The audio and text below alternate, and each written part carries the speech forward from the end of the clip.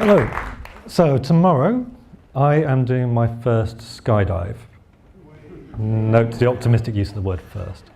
And it's at times like this, when you're staring imminent death in the face, that you think about your legacy, the stories that you've left untold, all those nuggets of wisdom that you said you'd tell your grandchildren one day. And I'm jumping tomorrow morning and I haven't got any grandkids, so you are going to have to do. So listen up, these could be my last words. When you're facing almost certain death, as I am, you come to appreciate the little miracles of modern life, like aeroplanes. You know, flying is something I find consistently wondrous. It's amazing, the fact that we can do it. 100 years ago, only a handful of people will have had that experience of flight, will have seen the tops of the clouds without being on the top of a mountain. But now, today, right now, at this moment, there are 250,000 people in midair. 250,000 people, that's the entire population of Derby at 30,000 feet right now. And the point is, it's miraculous, but it's now every day. What was once the province of a handful of people is now available to anybody who's brave enough to fly Ryanair. And over the past decade or two, storytelling has gone through a similar revolution. You don't need a publishing house anymore to get your book out there. You don't need a movie studio behind you to make a film. You don't need a record label to get an album out there. You can print, you can blog, you can get your voice, your story out in any number of ways. And that's fantastic. In books alone, last year there were around 400,000 books published. And the fact that there were so many doesn't mean that each story is any less astonishing. The power to broadcast your voice to the world is no less miraculous than the ability to fly. We live in a privileged age, and we should never forget that. But tomorrow, I am going to get into a perfectly serviceable, miraculous aeroplane, enjoy the power of flight, and then jump out of it. And that probably takes a bit of explaining. I've been telling stories for longer than my adult life. And it's a privilege, and I don't take it lightly, but if you've ever been on a long-haul flight, you know that even the most miraculous experience can start to wear a bit thin after a while, and it gets boring. And in storytelling, you can sit in a comfortable chair and type away on your own and hit publish, and you've found an audience. And I've done that a few times, and it's fine, but I wanted to try something different. So this summer just gone, I decided to try the storytelling equivalent of skydiving. And what that meant was letting go of control. I put the story, to some extent, in the hands of my audience. And I'll quickly explain how that worked, because you might want to try it too. This was a project called The Seed, which, as you heard earlier, was written for a theatre company called Goat and Monkey. It consisted of 4 site-specific plays written about and set in 4 stately home gardens on the edge of London, and it was part of the Cultural Olympiad. One of those gardens is also home to the Millennium Seed Bank. Each of those plays focused on the real-life story of one of 4 genuine Victorian plant hunters who were amazing, kind of Indiana Jones adventurers who went around the world picking up seeds and plants from war zones and plague zones. Amazing, amazing stories. And so my little bit of fiction, which I added on, was that all of them might perhaps have been looking for one particular seed that had mysterious properties.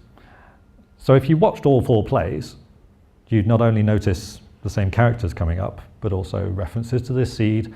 And if you put it all together, then you'd realize that there were clues to the location of where that seed was in 2012.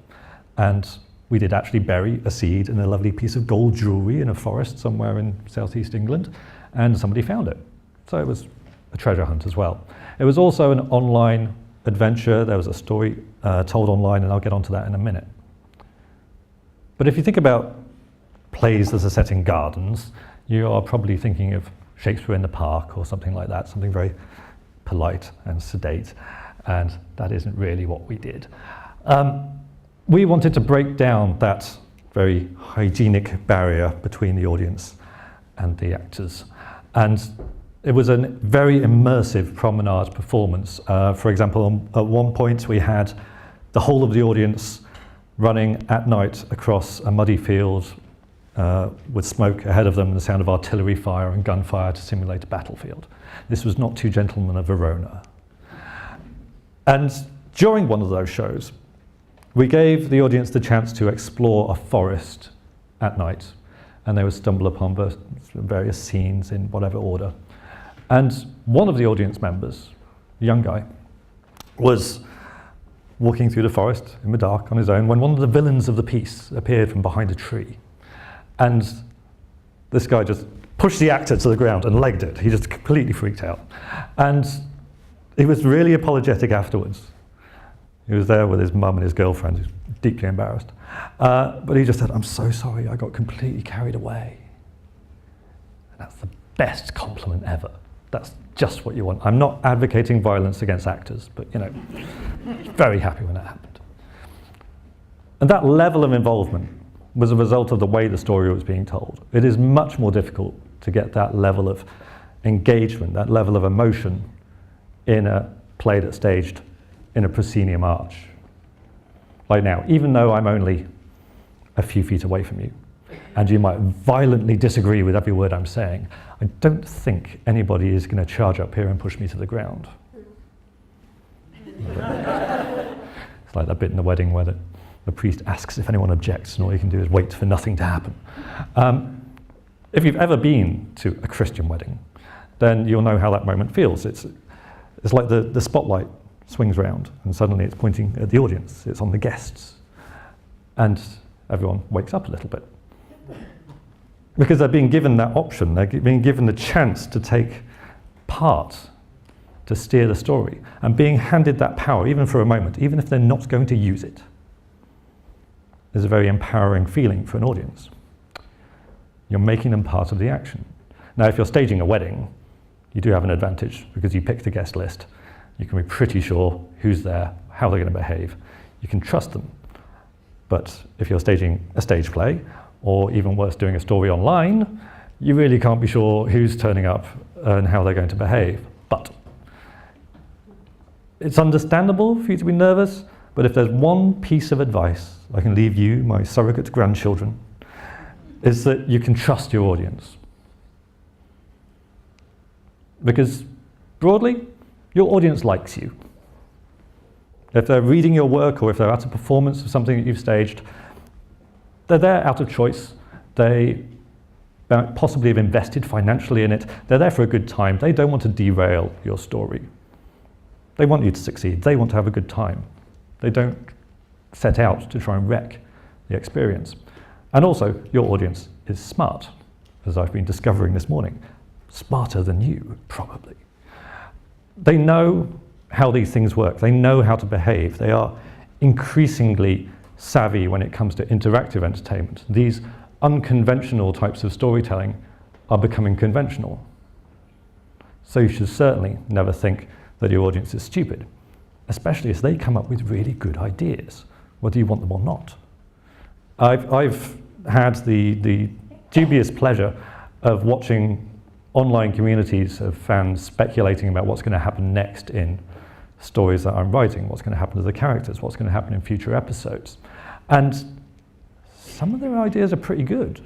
They're worth nicking. And if you can allow yourself the flexibility to do that, then you can make the most of the collective brilliance of your audience. And even if the worst happens, if somebody does break the rules, if they really try and go out of the way to not stick to the conventions, it can lead to some really lovely and interesting, unexpected creative moments. As part of the seed, I was playing a fictional character on Facebook called Helen Furnival. Helen is a fictional 27-year-old researcher at the Millennium Seed Bank, and she stumbled upon the legend of this lost seed. And for 10 weeks, I was writing her status updates and having online conversations with people as she coordinated the hunt for this missing seed. Facebook actually has a category now for fictional characters. It's very clear. Underneath her little headshot, it said fictional character, and we had links off to the theatre company. We made it very clear that she was not real. But one young man, it's always young men, one young man got carried away. He got rather smitten with Helen. He started posting images of roses and poetry and women on unicorns riding through waterfalls, and then engagement rings and wedding rings. And I, as Helen, was saying, mate, really? I'm not your type. And privately, kind of directly sending him messages so as not to embarrass him too much, saying, you do realise that Helen is a fictional character, part of this production called The Seed, by a theatre company called Goat and Monkey. And his reaction was, doesn't matter. It was like the end of Some Like It Hot, nobody's perfect. The thing is, that reckless behaviour turned into an interesting and entertaining subplot for the story. Far from damaging the story, it actually added to the entertainment for everyone else. And of course, I was flattered. Now, it was fun, and it didn't derail the story because I had set up certain parameters and boundaries, and there were social pressures involved in presenting a story like that. And these are things that you, as storytellers, can always control. You set the tone and the expectations when you're telling a story. You guide behavior. If you tell a story that is full of effing and blinding, and you invite the audience to engage in conversation with you, you can expect a pretty sweary response. Or in the wedding example, if it's staged in a cathedral and it's very big and expensive and there's hundreds of people there and it's a very formal, solemn atmosphere, you would have to be a real sociopath to intervene at that moment. You'd never be able to show your face again. No, it's much more likely to kick off at a reception afterwards when everyone's had a couple of drinks and those social boundaries have come down. And in the same way, I'm standing here at a TEDx event discussing ideas. It's quite early in the morning, so I don't think too many of you are drunk yet. And we have this raised stage and spotlights, so I can be pretty sure that nobody here is going to heckle me. Even given that provocation. Because TED doesn't do Q&A. TED is always a monologue. TED doesn't invite conversation, at least not in the stage. But they staged Panto here, in this same building, in these same seats, on this same stage. The building is exactly the same, but the conventions are different. Panto encourages audience participation. It demands it. And even if the audience thinks they're in control, even if the audience thinks they're telling the characters what to do, look behind you. It's the storytellers, it's the panto, it's the directors, it's the actors who are steering that action. They're controlling that conversation. Even when the audience are roaring their lungs out, you as a storyteller can stay in control. The point is, by inviting audience participation, you're not jumping out of a plane without a parachute. You dictate the terms. You still have a degree of influence and control over where things go. And yet, there was one thing about the Seed that completely took me by surprise, even more than, wedding proposals. On the third day of telling this 10-week online story, a woman called Jeanette Racine posted a comment saying that the translation was really bad. And what she meant was Facebook had this automated translation system, and she's a French Canadian, and she was saying that the French automated translation was terrible and it was really putting her off. So she volunteered to translate everything that Helen wrote and put on Facebook into French as it went up so that other people could understand it in French. And I was very happy for her to do that. And then she asked if she could translate the plays, the 4 plays, as they were produced, so that she could stage rehearsed readings in Montreal in parallel with the production as they were happening in England. And again, I was able to say yes to that, and I was very happy for her to let her do that. And then she went a bit further. She asked if she could adapt the plays. She wanted to rewrite them for a Canadian audience in French language, creating a new version of The Seed with Canadian characters set in Quebec, in Canadian gardens, about their history, using The Seed as a template. And to that I said a very, very, very definite yes, because that is seeing your story fly. I could have clung to my intellectual property and demanded royalties, but it was a site-specific show for a very specific time, and it was never going to have much of a life after our production was over. And by handing it over for free to the audience, that story hopefully will find a new audience in Canada and will fly again. And maybe somebody will watch that production and ask Jeanette if they can adapt it. And again, it will fly. Which brings me back to my imminent death. I realize this kind of risk-taking isn't for everyone. And it's not for me every day either. If by some fluke I do survive tomorrow, I won't be jumping out of another plane for a while. I'll be very happy going back to Stansted and queuing up to join the rest of the population of Derby. But I encourage you all to try throwing a story from a plane at least once. Let the audience get their hands on your work. I'm giving away my rights to The Seed because I think it's going to have a much more exciting life in the hands of the audience than it would have sitting comfortably in my bottom drawer.